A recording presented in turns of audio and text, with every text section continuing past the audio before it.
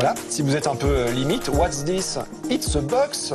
Vous n'aimez pas trop voyager, vous ne voulez pas aller en Angleterre, il y a une solution pour apprendre l'anglais en France, dans un château en Mayenne. Élise Phillips.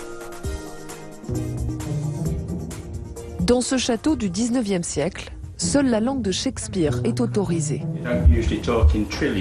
Le temps d'une semaine, ces actifs redeviennent élèves. 5 jours en immersion totale pour perfectionner leur anglais.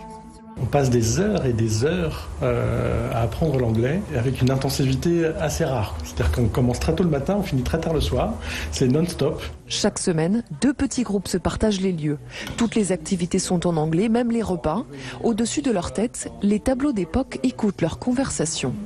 Process of my production. C'est bien naturel, on pense en anglais, on réfléchit en anglais, on rêve même en anglais le soir quand on va se coucher.